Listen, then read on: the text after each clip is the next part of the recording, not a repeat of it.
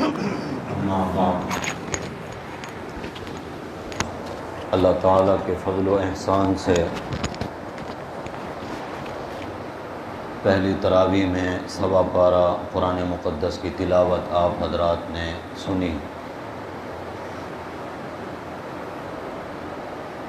آج کا یہ درس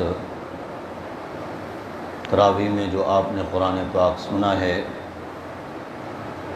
اس کا مختصر خلاصہ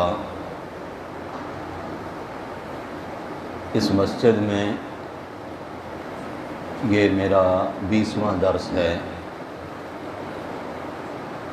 19 سال مکمل ہوئے پہلے، یہ 20واں رمضان ہے جو ہم نے خلاصے کی ترتیب شروع کی تھی سن 2002 سے۔ اللہ تعالیٰ اس کو شرف قبولیت عطا فرمائے۔ قرآن مقدس کی جو سب سے پہلی سورت ہے سورۃ الفاتحہ، یہ 5ویں نمبر پر نازل ہوئی۔ اس سے پہلے 4 سورتیں نازل ہو چکی تھیں۔ اس سورت کو یہ شرف ملا کہ یہ قرآن مقدس کی ابتدا میں اللہ کے حکم سے رکھی گئی۔ ہم تو زیادہ سے زیادہ اتنا جانتے ہیں کہ اس سورت کا نام سورۃ الفاتحہ ہے۔ فاتحہ افتتاح سے ہے، یہاں سے ابتدا ہوتی ہے قرآن کی تلاوت کی۔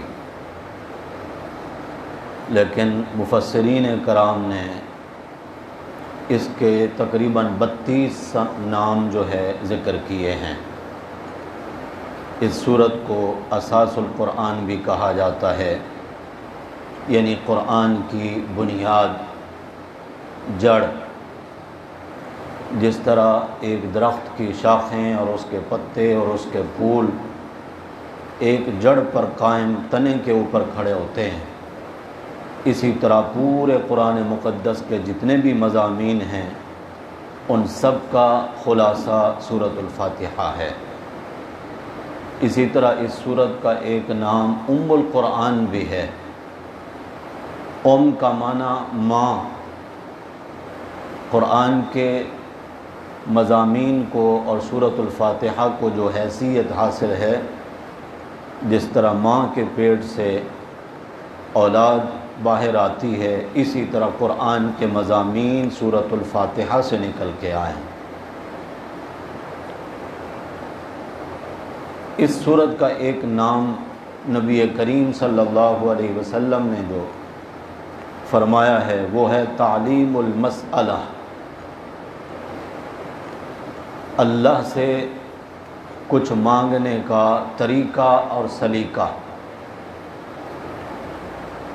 اللہ تعالیٰ نے اپنے سے مانگنے کا اس صورت میں طریقہ سکھایا ہے، اس کی تعلیم دی ہے کہ مجھ سے کچھ بھی مانگنا ہو تو ڈائریکٹ آ کر مجھ سے مانگنا نہ شروع کرو، بلکہ اس مانگنے کا طریقہ یہ ہو کہ سب سے پہلے میری تعریفیں کرو، اس قدر میری تعریف کرو کہ میری رحمت آپ کی جانب متوجہ ہو جائے۔ اور نبی کریم صلی اللہ علیہ وسلم فرماتے ہیں جب بندہ اللہ کی تعریف کرتے کرتے ایاک نعبد و ایاک نستعین پہ پہنچتا ہے تو اللہ فرماتے ہیں فاسأل یا عبدی، مانگ میرے بندے کیا مانگنا چاہتا ہے۔ اس وقت بندہ مومن قرآن کی تلاوت کرنے والا اللہ تعالیٰ سے ایک چیز مانگتا ہے، اہدنا الصراط المستقیم۔ ایک چیز مانگی گئی ہے اس صورت میں، لیکن اس کے لیے جو تمہید اور ابتدا کی گئی ہے وہ الحمدللہ سے کی گئی ہے۔ الحمدللہ، تمام تعریفیں اللہ کے لیے ہیں۔ عموماً یہی معنی اس کا کیا جاتا ہے، تمام تعریفوں کا حقدار، تمام تعریفوں کے لائق اللہ کی ذات ہے، اس معنی پر ایک اعتراض آ جاتا ہے کہ تعریفیں تو انبیاء علیہم السلام کی بھی ہوئی ہیں، خود اللہ تعالیٰ نے قرآن مقدس میں سب سے زیادہ تعریف میرے پیارے نبی صلی اللہ علیہ وسلم کی ہے۔ تعریفیں تو صحابہ کرام کی بھی ہوئی ہیں، تعریفیں تو ایک کاریگر کی ہوتی ہیں، کسی انجینئر کی بھی ہوتی ہیں، کسی ڈاکٹر کی بھی تعریف ہوتی ہے، حتیٰ کہ کسی پہلوان کی بھی تعریف ہوتی ہے۔ تو یہ معنی ہے اگر کہ ساری تعریفیں اللہ کے لیے ہیں تو مخلوقات بھی تو تعریفیں ہوتی ہیں مخلوق کی۔ تو اس کا بڑا خوبصورت سا جواب ہے، جن اوصاف اور کمالات کی وجہ سے انبیاء علیہم السلام کی تعریف کی جاتی ہے، وہ تمام کمال عطا کرنے والا کون ہے؟ جس طاقت کی بنیاد پر کسی پہلوان کی تعریف کی جاتی ہے، اس کو قوت اور طاقت عطا کرنے والا کون ہے؟ اگر کوئی کاریگر کوئی خوبصورت نقشہ بناتا ہے، اس کو اتنی بہترین عقل عطا کرنے والا کون ہے؟ تو جب ہم کسی کاریگر کی بنائی ہوئی خوبصورت تخلیق کی تعریف کرتے ہیں، دراصل اس چیز کی تعریف نہیں ہوتی بلکہ بنانے والے کی تعریف ہوتی ہے، جس نے بنایا۔ تو اللہ رب العزت کی تعریف جب بھی کسی کائنات کی کسی چیز کی تعریف کی جائے گی تو خود بخود اس میں اللہ کی تعریف ہوگی۔ الحمدللہ تمام تعریفیں اللہ کے لیے ہیں۔ کون ہے اللہ؟ رب العالمین، جو رب ہے سارے جہانوں کا۔ اب یہاں پر لفظ رب بھی تو میری آپ کی زبان نہیں ہے، جس طرح قرآن سارا عربی ہے، لفظ رب بھی عربی ہے۔ رب ہوتا کون ہے؟ رب کہتے کس کو ہیں؟ رب کی خصوصیات کیا ہیں؟ تو یہ چند جملوں میں عرض کرتا ہوں۔ فرمایا گیا کہ انشاء الشیء حالا فحالا الی حد الکمال، رب اس ذات کو کہتے ہیں جو دنیا کی ہر چیز کو اس کی ضرورت کے مطابق موقع بموقع ضرورت بضرورت اس کو عطا کرے، اس کو رب کہتے ہیں۔ دنیا کی جس چیز کو زندگی کے جس موڑ پر جس طرح کی ضرورت ہو، اس کی ضرورت کا پورا کرنے والا جو ہے وہی ذات رب کہلاتی ہے، جس کا عموماً ہم معنی کرتے ہیں کہ رب اس ذات کو کہتے ہیں جو پالن ہار ہے، پروردگار ہے، کائنات عالم کی تدبیر کرنے والا ہے، اس کو رب کہتے ہیں۔ لیکن رب وہ ذات ہے جو دنیا کی جس چیز کو زندگی کے جس موڑ پر جو ضرورت ہو اس کی ضرورت کا پورا کرنے والا رب کہلاتا ہے۔ مثال کے طور پر، کیونکہ بات مثال کے ذریعے بہت اچھے طریقے سے سمجھ میں آتی، ہم اس دنیا میں آنے سے پہلے اماں کے پیٹ کے جہان میں رہ کر آئے ہیں۔ جس وقت پانی کے ایک قطرے کو اللہ تعالیٰ جمع ہوا خون بناتا ہے، رحم مادر کے اندر جمع ہوا خون ایک گوشت کی شکل اختیار کرتا ہے، پھر اس گوشت میں اللہ تعالیٰ ہڈیاں بناتے ہیں، پھر ان ہڈیوں پر اللہ گوشت چڑھاتے ہیں، پھر اس گوشت کے بعد اللہ تعالیٰ چمڑا چڑھاتے ہیں۔ یہ 4 مہینے کا عرصہ گزرتا ہے۔ 40 دن کے بعد ایک شکل سے دوسری صورت انسان تبدیل کرتا ہے کہ جمے ہوئے خون سے گوشت، گوشت سے ہڈیاں، ہڈیوں سے پھر گوشت، پھر اس کے اوپر چمڑا چڑھا کر اللہ تعالیٰ اس کے اندر روح ڈالتے ہیں۔ جب روح آ گئی، اب انسان کا جو وجود ہے وہ ماں کے پیٹ میں حرکت کرنے لگتا ہے۔ جب جسم حرکت کرتا ہے تو اب اس کی ضرورت شروع ہو جاتی ہے۔ سب سے پہلے اماں کے پیٹ میں اس کو پروان چڑھانے کے لیے، اس کی پرورش کے لیے غذا کی ضرورت ہے۔ رحم مادر کے اندر، بطن مادر کے اندر اب باہر سے کہیں غذا آنے کا کوئی راستہ تھا نہیں۔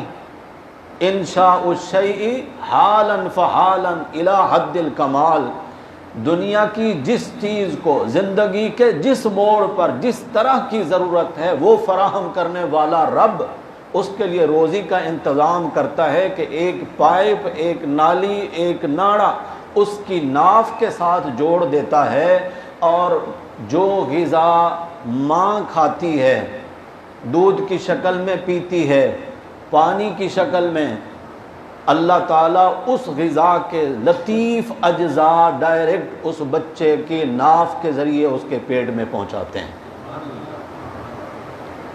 اور یہ غذا ہے کیا؟ ماں کا ماہانہ گندا خون، وہ میری اور آپ کی غذا بنا۔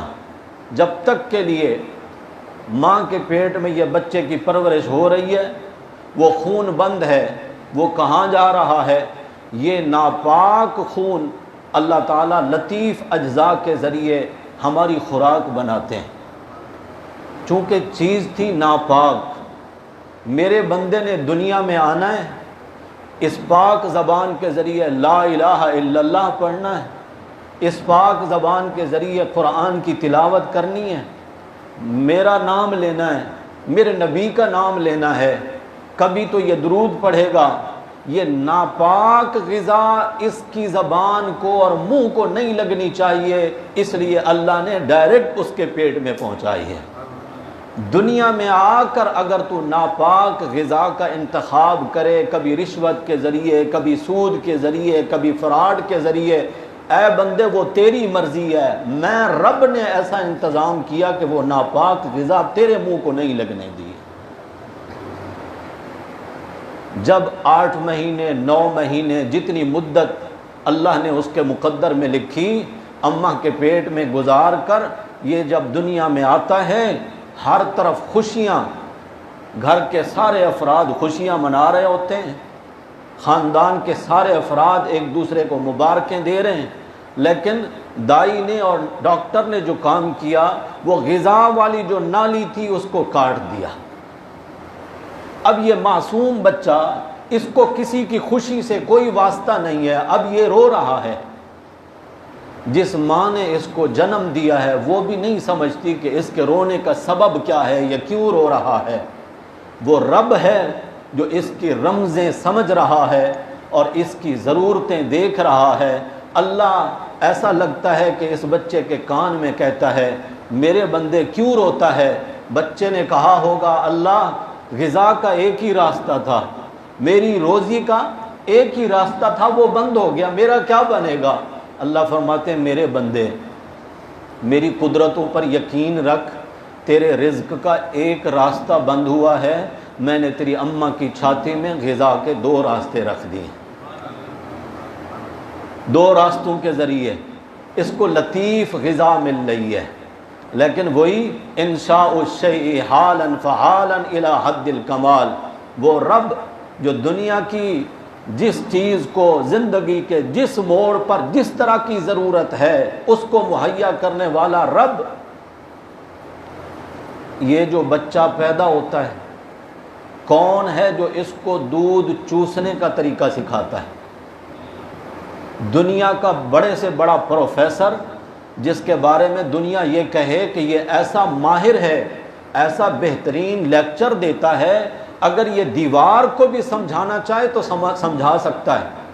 بڑا کمال دیا اللہ نے اس کو۔ ایسے پروفیسر کو بلاؤ اور اس کو کہو کہ اس بچے کو دودھ چوسنے کا طریقہ سکھا سکتا ہے کوئی؟ کوئی نہیں سکھا سکتا۔ وہ رب ہی ہے جو غذا حاصل کرنے کا طریقہ سکھاتا ہے۔ اور والدہ کا ابتدائی دودھ جو بچے کو اللہ تعالیٰ عطا فرماتے ہیں اس میں چکناہٹ نہیں ہوتی، کیونکہ اس کا معدہ کمزور ہے، یہ چکنائی برداشت نہیں کر سکے گا۔ دنیا کے ڈاکٹر آج کے اس جدید دور میں بھی ریسرچ اور تحقیق کے بعد اسی نتیجے پر پہنچے ہیں کہ ماں کے دودھ میں چکنائی نہیں ہوتی، کیونکہ بچہ اس کو برداشت نہیں کر سکتا۔ آگے چل کر اللہ اس میں ایسی لذت پیدا فرماتے ہیں اور جب جب اس کو ضرورت پڑتی گئی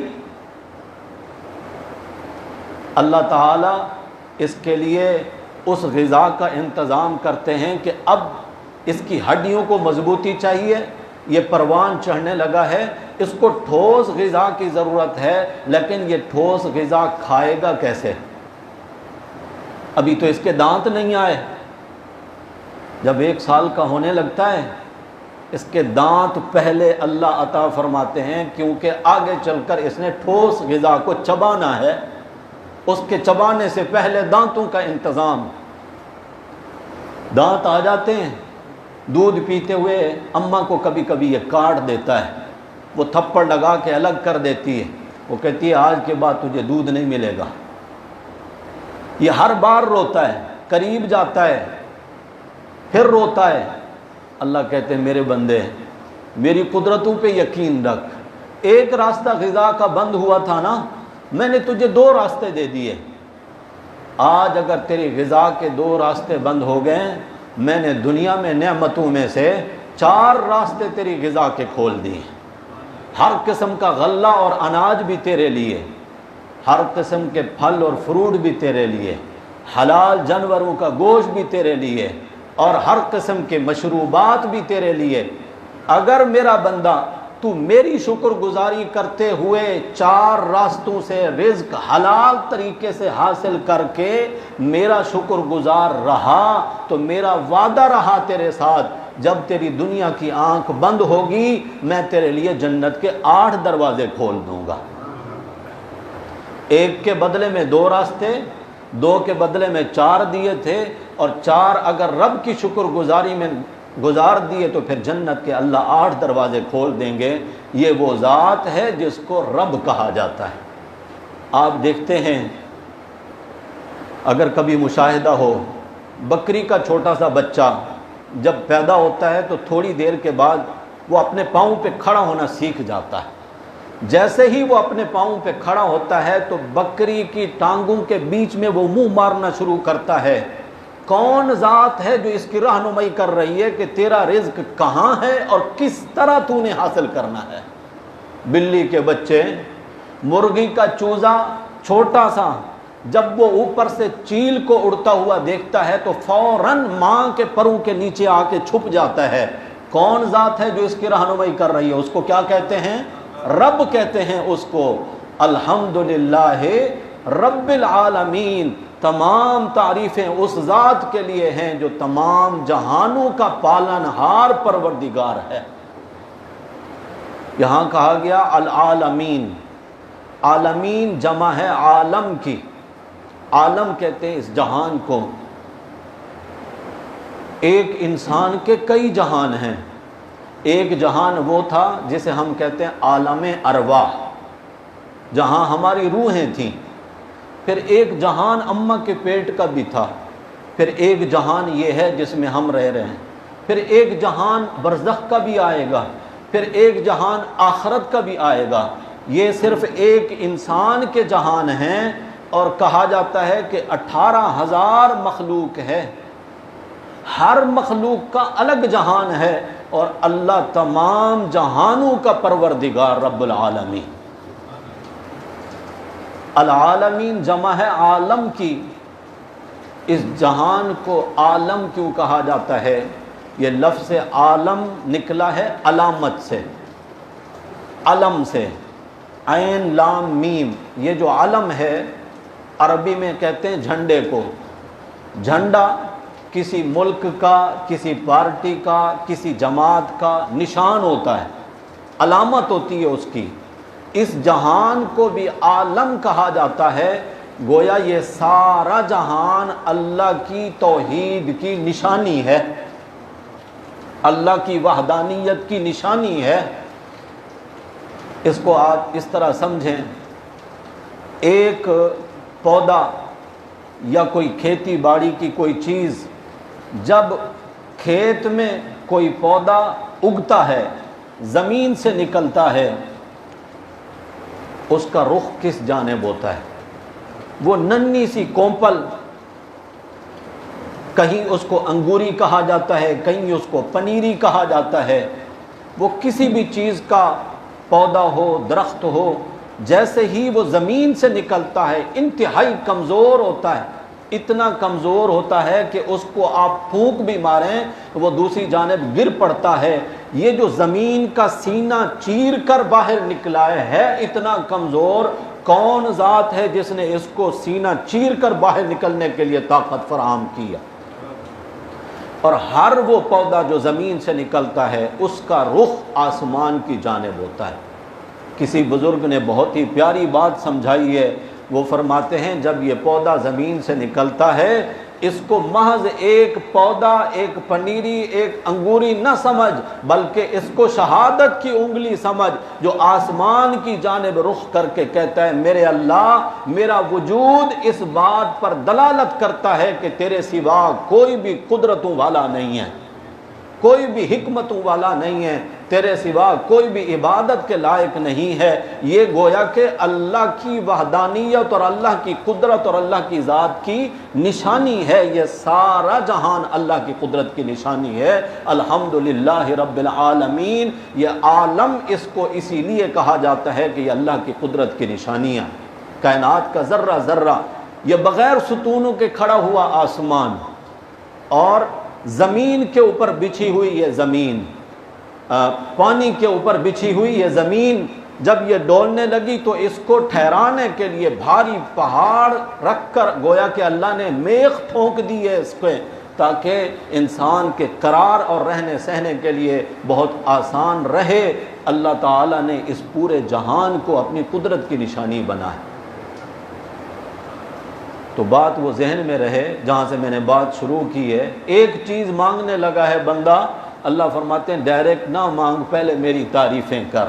تو بندہ یہاں سے تعریف کرتا ہوا آگے بڑھتا ہے الحمدللہ رب العالمین، پھر کہتا ہے الرحمن الرحیم، اللہ مہربان ہے، نہایت رحم کرنے والا ہے، یہ الرحمن الرحیم۔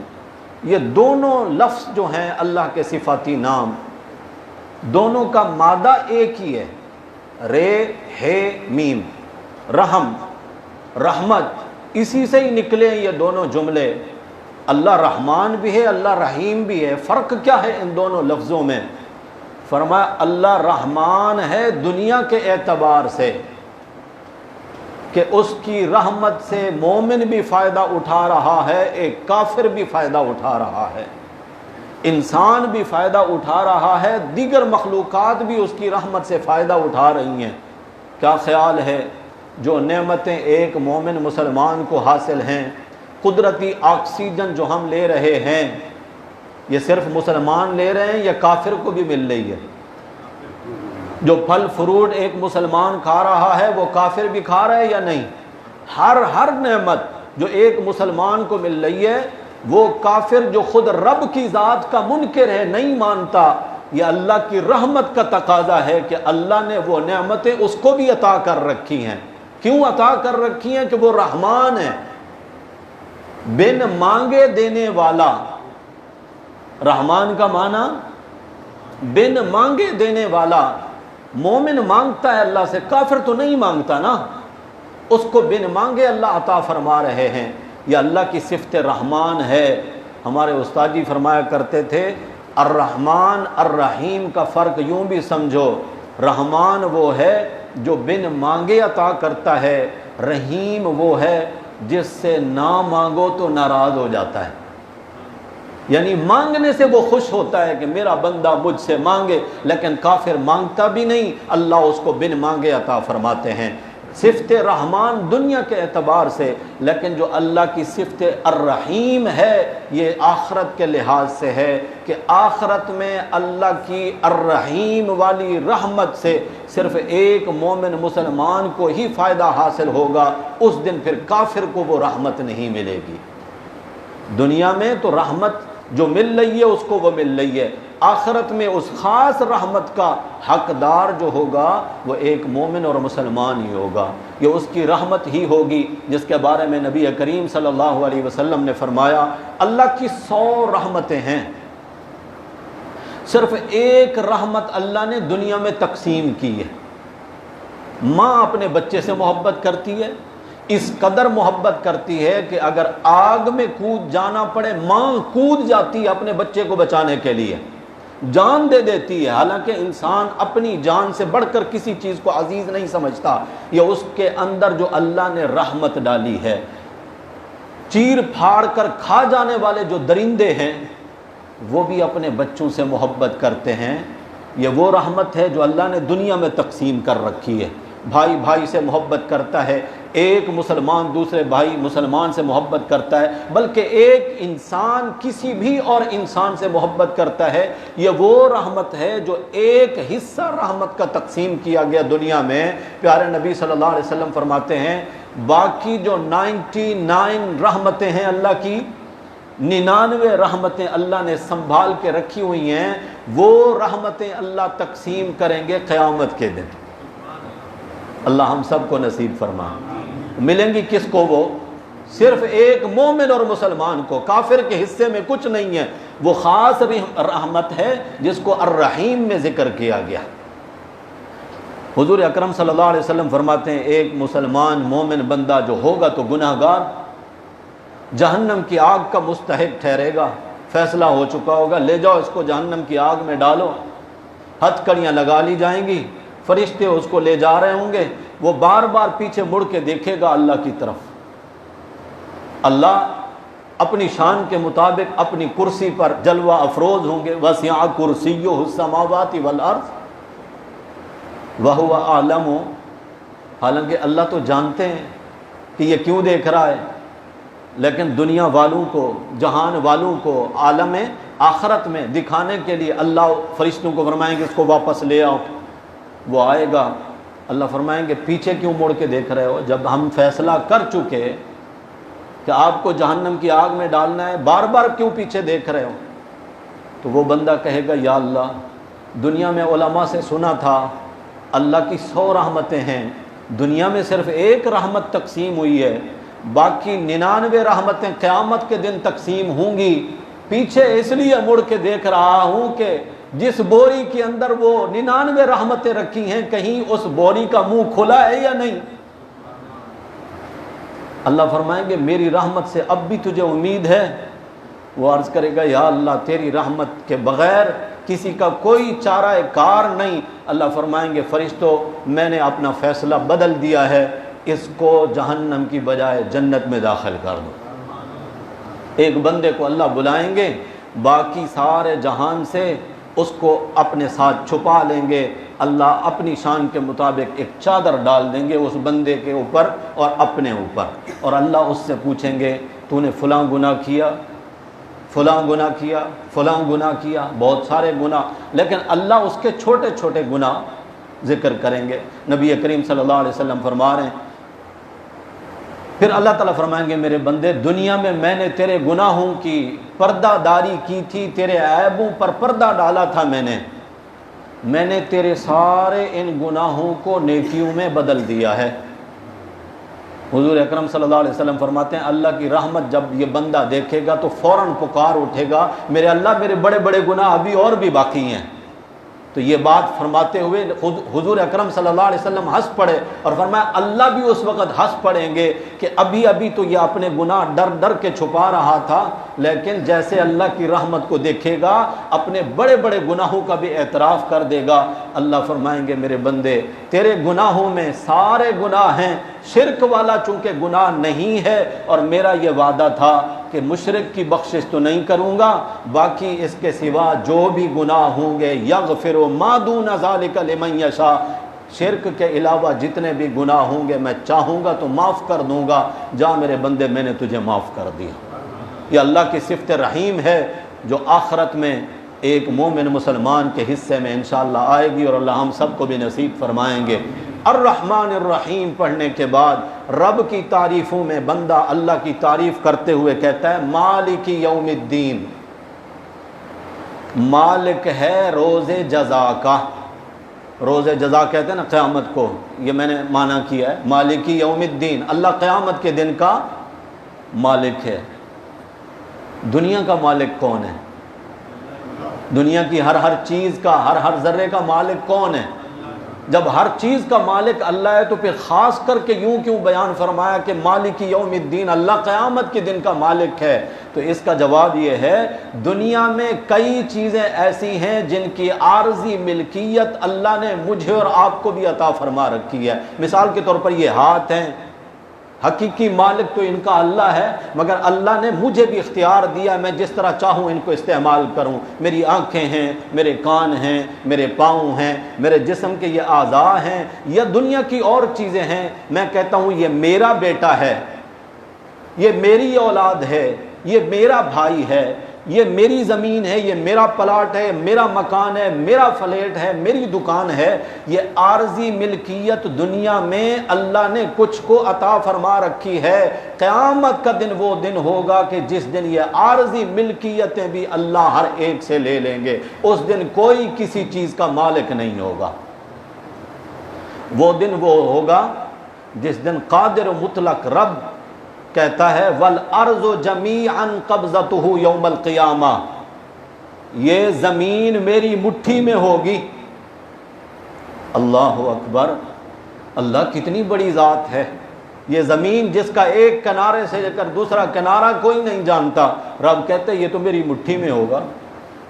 اور وَالسَّمَاوَاتُ مَطْوِيَّاتٌ بِيَمِينِي، اور یہ ساتوں آسمان میری دائیں مٹھی میں ہوں گے۔ جس طرح تم ایک فائل کو، ایک پیپر کو رول کر کے اپنے ہاتھ میں لے لیتے ہو، ساتوں آسمان بھی میری مٹھی میں ہوں گے۔ زمین و آسمان رب کی مٹھی میں ہوں گے تو اللہ تعالیٰ فرمائیں گے لمن الملک اليوم، بتاؤ آج کے دن کس کی بادشاہت ہے؟ کوئی نہیں بولے گا۔ اللہ پھر آواز لگائیں گے لمن الملک اليوم، اور دنیا کے بادشاہو جو کہتے تھے میرا اقتدار مضبوط، میری کرسی مضبوط، آج کے دن کس کی بادشاہت ہے؟ کوئی نہیں بولے گا۔ تیسری بار اللہ پھر آواز لگائیں گے، کوئی نہیں بولے گا، حالانکہ اس کا حقیقی جواب تو یہی تھا، یا اللہ تیری بادشاہت ہے، تیرے سوا کسی کی بادشاہت نہیں۔ انبیاء علیہم السلام بھی خاموش رہیں گے۔ اللہ کی ہیبت اور جلال کا ایسا اثر ہوگا، یہ صحیح جواب کے لیے بھی کوئی لب نہیں کھولے گا، کوئی نہیں بولے گا۔ پھر اللہ خود بولیں گے للہ الواحد القہار، آج اللہ اکیلے کی بادشاہت ہے اور دنیا کے سارے بادشاہوں کی بادشاہتیں ختم ہو گئی۔ اللہ کہتے ہیں میرے بندے مجھ سے مانگنے سے پہلے ایک وعدہ میرے ساتھ کر، ایاک نعبد و ایاک نستعین، اللہ ہم تیری عبادت کرتے ہیں، ہم تیری ہی عبادت کرتے ہیں، تیری عبادت کرتے ہیں، تیری ہی عبادت کرتے ہیں۔ اس میں فرق ہے۔ بیوی کہے کہ میں تیری بیوی ہوں، پھر کہے میں تیری بھی بیوی ہوں، فرق ہے یا نہیں؟ کوئی غیرت مند شوہر یہ جملہ سننا برداشت کرے گا؟ میں تیری بھی بیوی ہوں، اللہ میں تیرے سجدے کرتا ہوں، یا یوں کہے میں تیرے بھی سجدے کرتا ہوں، تیرے سوا اوروں کے بھی سجدے کرتا ہوں۔ اللہ کہتے ہیں نہیں، میرے ساتھ اقرار کرتے ہوئے میں تیری ہی عبادت کرتا ہوں اور کرتا رہوں گا، وَإِيَّاكَ نَسْتَعِينُ، اور صرف تجھ ہی سے مدد مانگتا ہوں اور مانگتا رہوں گا۔ حضور فرماتے ہیں جب بندہ یہاں تک پہنچتا ہے تو اللہ کی طرف سے آواز آتی ہے فَاسْأَلْ يَا عَبْدِي، اب مانگ جو مانگنا ہے۔ تو بندہ کہتا ہے اهْدِنَا الصِّرَاطَ الْمُسْتَقِيمَ، جس کا ہم معنی کرتے ہیں عموماً عوام الناس، اللہ ہمیں سیدھا راستہ دکھا، یہی معنی کیا جاتا ہے نا۔ سیدھا راستہ نہیں دیکھا ہوا، اگر سیدھا راستہ اس بندے نے نہیں دیکھا تھا، گھر سے چلا کیوں، وضو کیوں کیا، مسجد میں کیوں آیا، اللہ اکبر کیوں کہا، سبحانک اللہم سے اللہ کی تعریفیں کیوں شروع کی، الحمدللہ رب العالمین سے اللہ کی تعریفیں کیوں کی، اب آ کے کہہ رہا ہے کہ اللہ مجھے سیدھا راستہ دکھا۔ سیدھا راستہ نہیں دیکھا تھا تو پھر یہ سیدھے راستے پر آیا کیسے؟ تو معنی اصل میں یہ ہے نہیں، معنی کیا ہے خلیفہ رابع، نبی کریم صلی اللہ علیہ وسلم کے داماد، حسنین کریمین کے ابا حضرت علی المرتضی رضی اللہ تعالی عنہ نے اس کا معنی سمجھایا۔ اور یقیناً حضرت علی نے یہ معنی نبی کریم صلی اللہ علیہ وسلم سے سیکھا ہوگا۔ وہ فرماتے ہیں اہدنا الصراط المستقیم کا معنی یہ ہے اللہ ہمیں سیدھے راستہ کا جو تو نے راستے کی نشاندہی کی ہے اس راستے پر ہمیں استقامت عطا فرما۔ اہدنا کا معنی انہوں نے کیا، اے ثبتنا، اے اللہ ہمیں اس پر ثابت قدم رکھ۔ ایک ہوتا ہے راستہ دکھانا، ایک ہوتا ہے راستے پر چلانا۔ تو معنی یہ ہوگا اللہ ہمیں سیدھے راستے پر چلا۔ دکھانا تو یہ ہے کہ میں اگر کسی سے پوچھوں کہ مجھے فلاں جگہ پہ جانا ہے، وہ ادھر ہی سے مجھے سمجھائے کہ آپ یہاں سے سیدھے چلیں، الٹے ہاتھ پہ ایک گلی مڑیں، پھر آپ سیدھے چلے جائیے گا، یہ ہے راستہ بتا دیا، دکھا دیا۔ راستے پر چلانا کیا ہے؟ میں اگر کسی سے کہوں کہ فلاں جگہ پہ جانا ہے اور وہ یہ سمجھے کہ ہو سکتا ہے یہ بندہ اس مقام تک نہ پہنچ سکے، وہ میرا ہاتھ پکڑ لے اور کہے کہ آؤ میں تجھے وہاں تک چھوڑ کے آتا ہوں، یہ معنی ہے اہدنا الصراط المستقیم میں اللہ ہمیں سیدھے راستے پر چلا، ہمارا ہاتھ پکڑ کے جنت کے دروازے پر پہنچا دے۔ سیدھا راستہ ہے کون سا، اس کی وضاحت اللہ نے کر دی۔ یا اللہ مجھے اس سیدھے راستے پر چلا، صراط الذین انعمت علیہم، ان لوگوں کے راستے پر چلا جن پر تو نے انعام کیا۔ انعام کن لوگوں پہ ہوا؟ کیونکہ یہ سوال اور جواب کرتا جا رہا ہوں تاکہ بات سمجھ میں آئے، کن لوگوں پر انعام ہوا۔ سورۃ الفاتحہ تو نہیں بتاتی، آگے چل کر سورہ نساء میں اللہ تعالیٰ نے بتا دیا ہے، فرمایا اولئک الذین انعم اللہ علیہم من النبیین والصدیقین والشہداء والصالحین وحسن اولئک رفیقا۔ فرمایا انعام یافتہ جو لوگ ہیں ان میں اول نمبر پر ہیں من النبیین، نبی ہیں، پھر صدیق ہیں، پھر شہداء ہیں، پھر صالحین ہیں۔ اللہ مجھے سیدھے راستے پر چلا، ان لوگوں کے راستے پر جن پر تو نے انعام کیا، یعنی نبیوں والے راستے پر چلا۔ نبیوں والا راستہ کون سا ہے؟ ایاک نعبد و ایاک نستعین، اللہ مدد کی ضرورت ہوگی تو تجھ سے مدد مانگوں گا، عبادت کروں گا تو صرف تیری کروں گا، تیرے سوا کسی کی عبادت نہیں کروں گا۔ غیر المغضوب علیہم ولا الضالین، اللہ جن لوگوں پر غضب ہوا ان کے راستے پر نہ چلا، ولا الضالین جو گمراہ ہو گئے ان کے راستے پر بھی نہ چلا۔ تمام مفسرین نے لکھا مغضوب علیہم سے مراد یہودی ہیں جن پر اللہ کا غضب ہوا، ولا الضالین گمراہ لوگوں سے مراد عیسائی ہیں جو گمراہ ہو گئے، راستے سے بھٹک گئے۔